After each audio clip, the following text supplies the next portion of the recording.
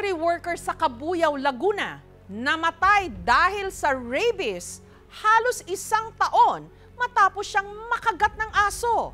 Ang mga insidenteng ito, paano ba maiiwasan?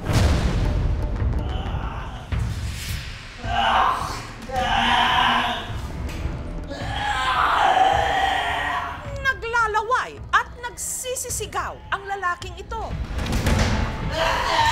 Nana ko dirihal! Pilit na nagpupumiglas.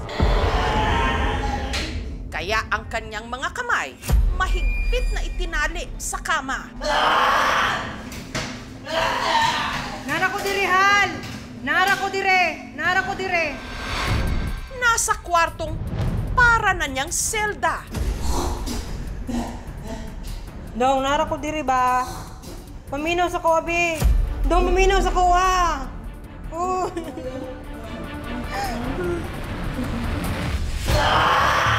Nawawala na raw ang lalaki sa sarili.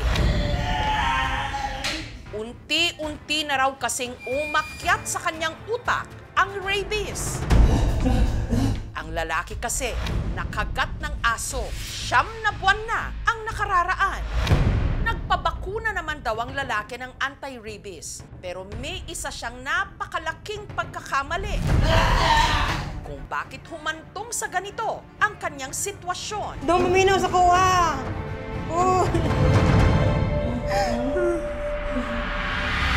Ang biktima, ang 31 anyos at factory worker na si Janelo. Ang aso namang nakakagat sa kanya, si Hustler, alaga ng kanyang hipag na si Annie. Sobrang likot niya po, ang laki-laki niya po. Nakikipaglaro po yung aso. Gawa po ng friend po sila ng aso.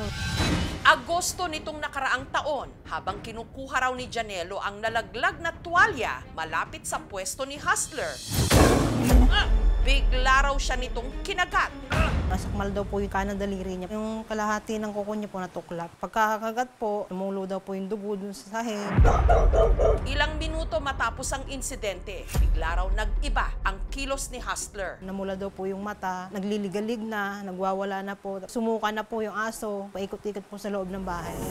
Si Hustler na pag-alamang hindi pala nabakunahan ng kontra-rabies. Naisip naman po na pa-NG wala pa pong time, wala din po ako kasama kasi mabigat po talaga siya. Ang rabies ay isang virus. Nakukuha yung rabies virus sa kagat or exposure dun sa laway at iba pang body fluids na mga hayop na infected ng rabies. Ang inaapektuhan niya ay yung utak ng tao. So yung behavior ng aso na may rabies ay kapareho ng behavior ng tao na naapektuhan ng rabies.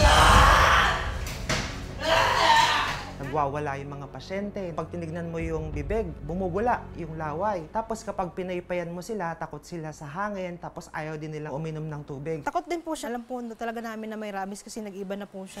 Dahil sa awa kay Hustler, umantong sila sa mabigat na desisyon. Ako na po mismo nagsuggest noon kay Kuya dyan kahit na awang-awa po ako kay Hustler kasi aso ko po yun. Kasi hindi na malapitan, hindi na sa akin nakikinig. Ayoko na po makapinsala si Hustler. Hindi na kailangan umabot sa ganong klaseng action na kailangan mong patayin.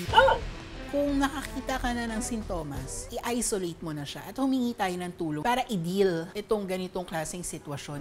Si Janelo agad isinugod sa isang animal bite treatment center kung saan siya tinurukan ng una niyang anti-rabies vaccine. At para makontrol ang pagkalat ng rabies, kinailangan ni Janelo na magpabakuna ng 4 na beses. May binigay po ng card, may schedule po doon kung kailan po yung next para po sa turo. What's up? May gabi sa total ano? Nagpabakuna naman pala si Janelo. Pero bakit nagkaganito? Nara ko dirihal! Nara ko dire! Nara ko dire! Sa nakatakdang araw pala kasi ng kanyang ikalawang bakuna, si Janelo hindi sumipot. Ayaw niya rin po umabsent. Gawa po ng sayang po yung kikitain niya. Tsaka medyo mahal din yung ibabayad. Yung ibabayad niya po sa vaccine. Pang ano ng mga anak namin, pang gastos. Meron tayong mga libreng supply ng anti-rabies vaccine, karamihan sa mga government institutions at even sa mga DOH offices in the different regions. The earlier na naibigay yung bakuna mula dun sa time na nakagat siya, mas effective siya. Sa paglipas ng mga araw, nakampante siya. Normal lang naman po siya ulit. Hanggang nitong May 15, napansin ni Eva na parang balisa ang kanyang mister. Medyo iba din po yung itsura niya, medyo maputla, tapos mainit. Akala ko naman po, pagod lang. Sabi niya na, mahal, nahihirapan ako huminga. Daling ko daw po siya sa ospital. Normal naman po lahat, acid reflux lang daw po. Si Janelo na-discharge. Pagka-uwi, iniligo na lang niya ang ininda niyang sakit. Nung naliligo po siya, naririnig ko po siya na yung lamig-lamig daw. Hirap pa rin daw itong makainom ng tubig. Akala mo nalunod sa dagat, baka po may sakit lang sa baga. Kaya muli itong isinugod sa ospital. Nanlaki yung mata, ang hirap na huminga. Naiyak na po ako noon. Sabi ko, parang nakagat ng aso. Dito na nila napagtanto na baka ito na nga ang epekto ng hindi pagtapos ni Janelo ng bakuna niya kontra rabies. Dito niya daw po ngalay na masakit. Dito po yung part na nakagat eh. Si Janelo, inirekomendang dalhin sa RITM o Research Institute for Tropical Medicine sa Muntinlupa. Sa experience namin sa RITM, pag na-admit na ang pasyente dito at may simptomas na ng rabies, in 24 hours ay namamatay sila, mahaba na yung 2 araw. Para maiwasang makahawa, ipinasok si Janelo sa isolation room. Kung saan napansing nagsimula siyang magwala at maglaway. Nara ko dire, Hal! Nara ko dire! Nara ko dire! Kaya ang mga doktor, itinali na siya. Dong, nara ko dire ba? Paminaw sa kobi! Dong, paminaw sa kuwa! Oh. Yung time na 100% agitated, nagwawala na yung mga pasyente, maaari silang mangagat. Habang si Eva, sa bintana na lang nakikita ang kanyang mister at sa video call na lang nakakausap. Alam niyo to, dili na ang mamatay, gani nga tao, di na musulte. Tulog lang sa diha. Sobrang sakit po, ma'am. Para po akong sinasaksak po ulit-ulit. Lalo na po, nung nakita ko na po siya na ano, kumbaga nagsisimula na po yung kalbaryo po nung ano. Dong, maminaw sa kuwa! Sinigawan ko po siya ng sinigawan. Laban ka kasi maanganak pa ako. Laban ka, laban ka. Dong, nara ko diri ba? Paminaw sa kuwa, be! Maya-maya po, bumalik po sa normal yung mukha niya. Kahit bubula na po yung bibig niya, kahit duling-duling na, pinipilit niya pong lumingon po sa akin, humarap. Labanin na, kahit muli ito ditong duha. Ilang araw bago pa ma-confine sa ospital si Janelo, tila nagpahiwatig na raw ito. Shoutout nga pala sa asawa ko. Pasalamat ako sa aking asawa na siya naging asawa ko at nanay ng aking mga anak. Kung di man tayo pala rin ngayon sa buhay natin, sa sunod na kabanata lang tayo magkikita ulit. Ginagawa niya po lahat. Kahit po magkautang-utang po siya. Kahit po mahirap po yung trabaho, gagawin niya po para sa mga anak niya. At sa aking mga anak, hindi niyong kalimutan alagaan ng inyong nanay. Salamat na kayo ang naging anak. Hanggang sa lumala na nga ang kanyang lagay. Nara ko dire, Hal! Nara ko dire! Nara ko dire! 15 oras mula nung siya'y i-admit sa RITM, si Janelo tuluyan ng binawian ng buhay. Nawala na po siya. Ay, hindi na po maibabalik. Hindi naman po perfect ang relasyon namin. Dami naman po kaming mga struggle din po, away-away. Kung kailan po nagbago siya, saka naman po siya kinuha. Alam niyo to. Ang DOH o ang Department of Health nakapagtala ng mahigit 55 na kaso ng rabies infection sa unang 3 buwan ng 2025. Kabilang na rito ang isa pang 25 anyos na ina mula Negros Occidental na nito lang nakaraang linggo namatay rin sa rabies ng aso. Nasa sa atin rin talaga yun kung paano yung pagpapalaki natin sa mga alaga natin. Yung prevention, kung palalawakin natin yung pagbabakuna ng anti-rabies sa mga aso, siguro mas liliit talaga yung mga kaso ng rabies dito sa atin. Siguraduhin natin na papabakunahan natin yung mga alaga natin taon-taon para sa security nila, sa safety nila, sa health nila, at syempre sa atin din. Pero hindi lang aso ang posibleng may rabies, pati na rin mga pusa. Gaya na lang ng sinapit ng 5 taong gulang na anak ni Jeff Tika na si Casey. Hating gabi noong February 2023, nagising daw silang mag-asawa sa iyak ng kanilang anak. At nung binuksan daw nila ang ilaw, tumambad sa kanila ang duguang mukha ng bata. Ang kumalmot kay Casey, isa raw pusang gala na nakapasok sa kanilang kwarto. Wala po kaming idea kung saan yun nanggaling yung pusa kasi iba yung itsura niya po, ang dumi niya. Ang sugat ni Casey, agad nilang hinugasan. Wala po kaming idea po na pag nakagat po at nakalmot ng pusa, kailangan mag-undergo with the vaccine po. Wala naman siyang nararamdaman na anong masakit. Naghintay lang po kami sa update ng nurse. Pero ang sabi niya, kalmot lang, wala naman yan. Hindi na po kami pumunta doon. Makalipas ang 1 buwan, si Casey bigla na lang daw nilagnat. Nahirapan na ring huminga. Nagpanik na po ako. Lord, mukhang rabies na po ito. Bakit natatakot na po siya sa hangin? Ang bata isinugod sa ospital. Ayun po sa initial na sabi ng doktor, asthma. At nung sinubukan daw nilang painumin si Casey ng tubig, ang bata tila takot. Nalaman namin na rabies siya. Sinisisi ko po yung sarili ko, lahat ng tao. Pasensya na po, sinisi ko lahat. Sana, naagapan ba yun? Love you. Napakasakit po, ma'am. Makita mo yung anak mo na wala kang magagawa. Kahit ilang pa yung milyon ng pera. Pero wala talagang pag-asa, ma'am.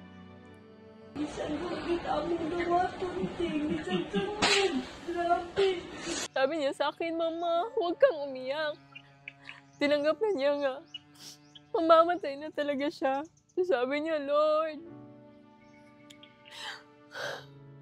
Siya, Mama, open the window kaya nakita ko yung lights. My angel. Kukunin na daw siya ni Lord. Huwag kang umiyak dahil babantayan kita dahil angel na po ako. Nag-pray pa siya. Kinabukasan, si Casey namatay. Sorry for everything, Nak. Sorry, I failed as a mother. Nak, sayang, hindi mo man lang makita yung naabot ni Mama. Nak, sana betay balay. May bahay na tayo, may lupa na. Mahal kita na.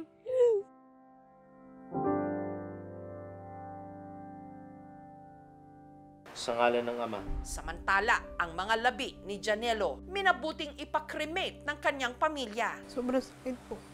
Hindi ko po matanggap na ganun po kadali, ganun po kabilis yung nangyari. Mahal, hindi ka naman mapapalitan dito sa puso ko eh. Yung mga bata, huwag kang mag-alala. Naalagaan ko yun. Lalo na itong lalabas na baby. Yung pangalan niya, pangalan mo din. Ang pag-aalaga ng hayop may kaakibat na responsibilidad na maaaring maging usapin sa pagitan ng buhay at kamatayan.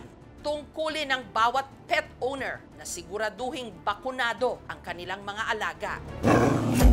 At kung makagat man ang aso o pusa, kahit pa kalmot lang yan, huwag na huwag babaliwalain. Magpatingin agad, magpa-anti-rabies vaccine. At higit sa lahat, tapusin ang bakuna. Kompletuhin.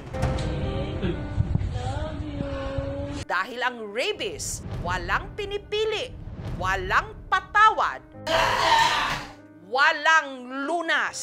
Hanggang dito na lang yung ano natin. Bye-bye!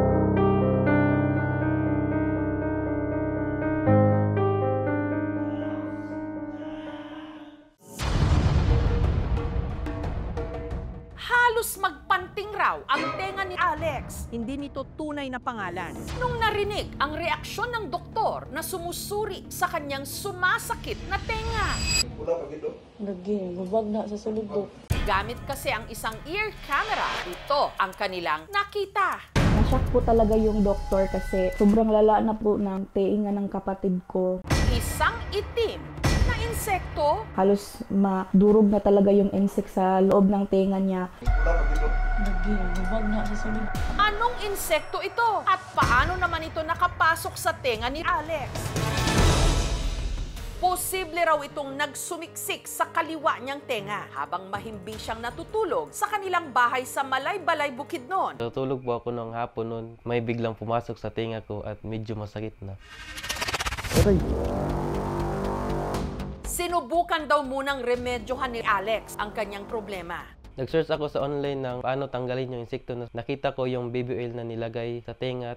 At nung patakan niya ito, Gumagalaw na yung insekto sa loob. Hindi talaga matanggal yung insekto kasi sobrang laki yan. pero lumipas ang isang araw, ang insekto kapit na kapit pa rin sa kanyang tenga. Nakikiliti po tapos kinakabahan kasi baka hindi na siya matanggal sa tenga ko. Kaya sinubukan niya itong sungkitin ng cotton buds. Si Alex, may nakitang maliit na bahagi ng insekto na lumabas. Pero nung hinila niya ito'y naputol. Mukhang pakpak lang niya. Naiwan pa rin daw sa loob ng kanyang tenga ang katawan nito. Kaya humingi na siya ng tulong sa kanyang nanay Juliet. Ang diskarte ni Juliet gamit ang straw. Hihigupin daw niya ang insekto. Ito yung drinking straw na ginamit ko. Inano ko na lahat yung hangin ko. Gusto ko talaga makuha pero bigo ako eh. Medyo masakit na talaga kasi maga na yung tenga ko. Actually, yung cotton buds in general, di talaga namin nire-recommend, no? Kasi unang-una, kapag pumasok yung insekto, pag kinoton buds, mas mapupush siya paloob. Yung pag-vacuum na straw, medyo delikado din yun. Baka naman mamaya ay mahigop niya yung insekto, no? Halos hindi na siya makatulog, irritable siya, hindi siya halos makarinig pag tinawag namin. Pero dahil walang pambayad sa doktor, tiniis na muna ito ni Alex sa loob ng 1 linggo para maibsan ang sakit na kanyang iniinda. Patagilid siya kung mahiga. Hindi na siya makarinig. Siyempre, nalungkot at naaawa. Hindi na po ako nagpakali kasi kung pwede pa lang, sa akin na lang yung nararamdaman niya. Kaya si Juliet nangutang na para meron silang maipang doktor. Pagdating sa clinic, sinilip ang tenga ni Alex gamit ang ear camera. Maga talaga. Tapos may konting sugat. Either kinagat or nakaskas yung loob ng tenga. Anong insekto ito?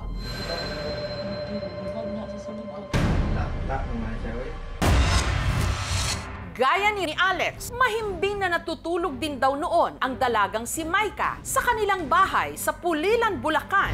May naramdaman siyang kirot sa kanyang tenga. Nagising po ako, sobrang sakit po ng tenga ko. May kumukurog-kug po, tapos po parang may kumakagat. Akala po namin, langgam lang po siya na maliit. Kaya po natulog po ako noon, nakatagilid lang para po, if ever man po na malaglag, makikita po namin.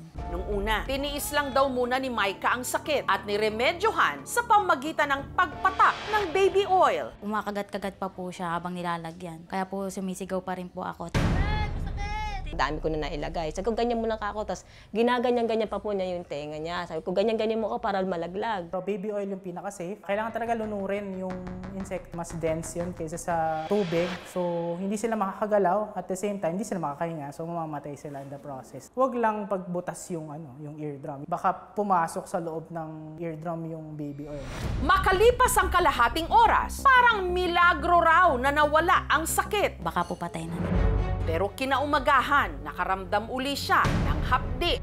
Maya-maya, sinubukan na itong sungkitin gamit ang tiyanik. Sumasakit po habang kinukuha. Iyak po ako ng iyak. At sila'y nagulantang nung ang kanilang nakuha, isa pa lang, ipis! Bigas. Kaya yan ang masakit sa tenga talaga niya. Ako na sa tenga. Ayan. Kung nandiri ako kasi po hindi ko po akalain na ipis yung papasok sa tenga ko na ganun po kalaki. Tapos po nung pangatlong kuha na po, ito na po yung nakuha ng ate ko, yung buong ipis. Patay na po siya. Lahat ng mga gilid-gilid nila, mga lagi ko nang tinitingnan. Siyempre, diyan po sumusuot ang mga insekto. Based lang dun sa nakita ko, German cockroach. Gusto niya dun sa mga cracks, crevices, yung mga gilid, kasi gusto niya yung nagtatouch yung belly niya, tsaka yung likod niya, or yung body niya sa surface. Kung si Maika nabunutan na ng tinik sa dibdib, ipis sa tenga, ano naman kaya ang insektong sumuksok sa tenga ni Alex?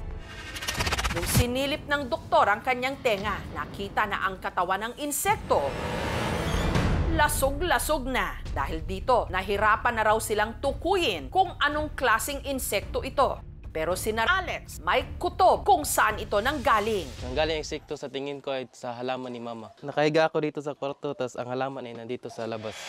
Dati napapansin ko na sila pero binabaliwala ko lang. Ilayo ko na talaga, wala nang matitira dyan. Nung natanggal na yung insekto, palagi na ako nag-headphone para hindi na siya mapasukan ulit. Sa lahat, panatilihin lang malinis yung paligid. Kung anumang insekto or ipis man, lagi yan nagsa-start na hindi malinis yung paligid or yung kwarto.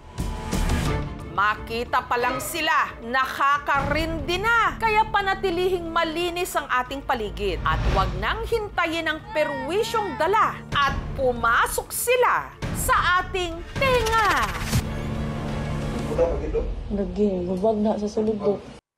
Thank you for watching, mga kapuso. Kung nagustuhan niyo po ang videong ito, subscribe na sa GMA Public Affairs YouTube channel. And don't forget to hit the bell button for our latest updates.